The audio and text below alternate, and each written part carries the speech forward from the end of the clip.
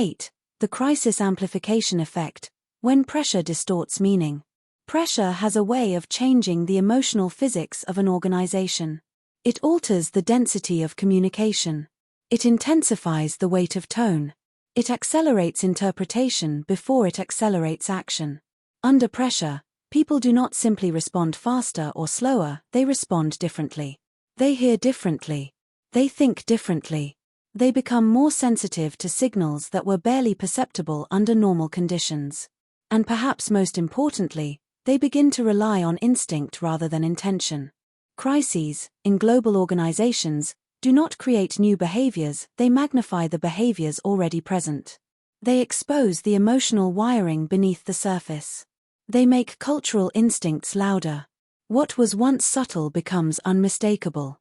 What was once invisible becomes structural. A leader once described a crisis within her global manufacturing division as watching the organization through a funhouse mirror. Everything was still recognizable, but all the proportions had changed. She explained that her message should have aligned the organization. But instead, the moment she spoke, the organization fractured into multiple emotional interpretations. Some teams sprang into action before she had even finished her sentence. Others fell silent, waiting for clearer direction. Still others asked questions she had not anticipated, interpreting her tone as a sign that more information was being withheld. The crisis had not made the organization irrational, it had made it instinctive. This instinctive behavior emerges because pressure triggers the emotional logic described in earlier chapters. When people sense heightened stakes, they fall back on the patterns that have historically kept them safe, not necessarily the patterns that best serve the organization. Emotional logic becomes a survival mechanism. And once emotional survival becomes the driver, alignment becomes fragile. In one global pharmaceutical company, a sudden quality concern forced a partial shutdown. Leadership delivered a carefully prepared message, composed, measured, and clear. They believed they were projecting stability. Yet the message landed unevenly across regions. In some countries, the calm tone was interpreted as reassurance, a sign that leadership had everything under control. In others, calmness sounded like minimization, an indicator that the true severity had not been disclosed. In still others, calmness was interpreted as disappointment, a subtle signal that people should take extra care not to draw attention to themselves. The same tone, identical in words and delivery, created three emotional climates within the organization. And those climates shaped behavior more powerfully than the content of the message. This is the beginning of the crisis amplification effect, when tone becomes magnified through stress, and interpretation multiplies. But the effect does not stop at tone. It spreads through urgency too. Urgency under calm conditions is already culturally elastic. What feels urgent in one region feels routine in another. But under pressure, urgency becomes volatile. The word urgent takes on the emotional weight of the local environment. In cultures where speed signals competence, urgency becomes a race. In cultures where perfection signals respect, urgency becomes a caution zone. Under pressure, these interpretations intensify. Teams accelerate to prove responsiveness or decelerate to avoid error. Neither behavior is unreasonable, both are emotional responses to the same stimulus. And pressure heightens these emotional responses so quickly that by the time leaders notice behavioral divergence, the emotional divergence has already hardened. One executive described a moment when two teams, both leading critical streams of the same crisis response, took opposite actions within minutes of her announcement. One decided to push through aggressively, believing leadership expected bold action. The other decided to hold and verify, believing leadership expected meticulous caution. Both decisions felt safe within their own emotional logic. Both decisions created drift. If urgency amplifies speed differences, escalation amplifies fear. Escalation instability becomes particularly acute under pressure because escalation is inherently emotional even in calm times. Under strain, teams interpret the emotional risk of escalation differently. Early escalation feels protective or panicked. Late escalation feels prudent or dangerous. Lateral escalation feels collaborative or evasive. And when pressure intensifies, the emotional consequences of escalation magnify.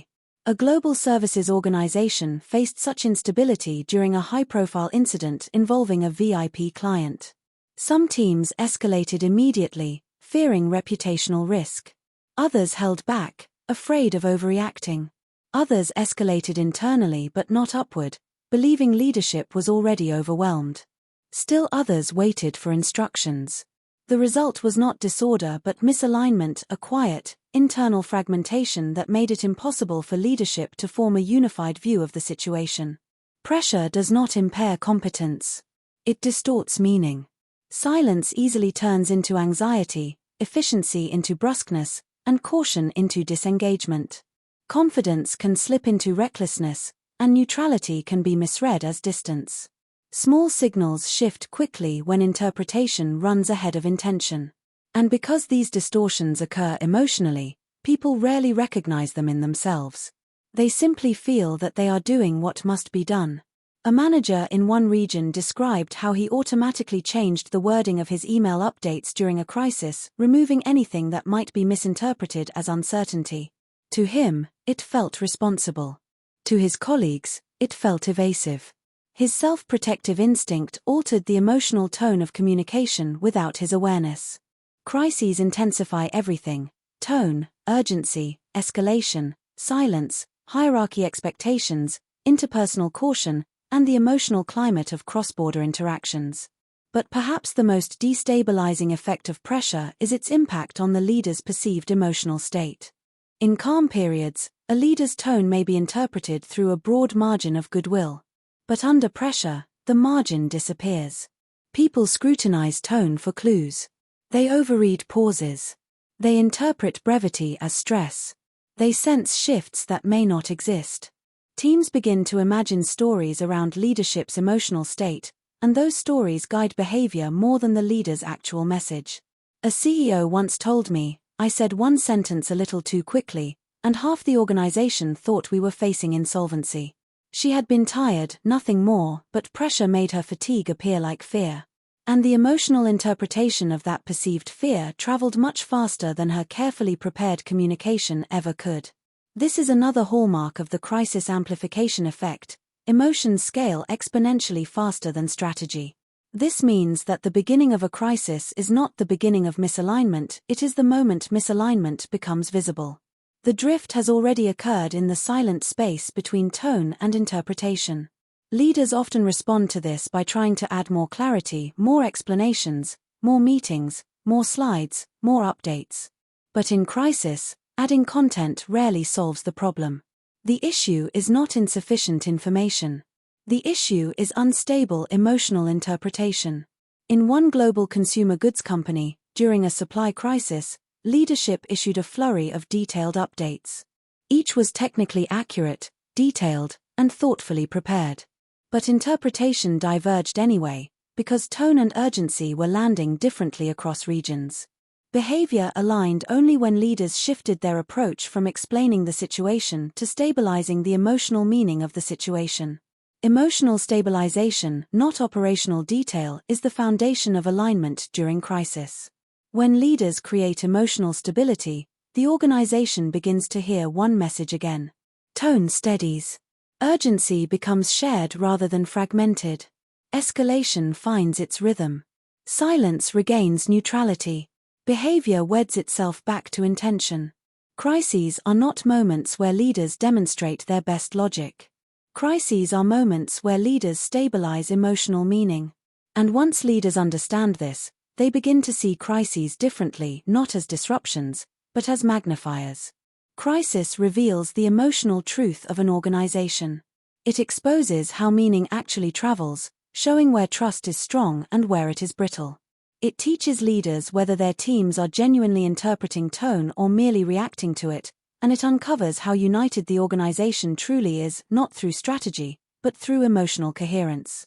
The next chapter explores what happens when the internal emotional distortions of crisis begin to leak outward, when drift affects customer relationships, brand identity, stakeholder confidence, and global reputation. For global organizations, internal misalignment does not stay inside for long. Eventually, it shows itself to the world.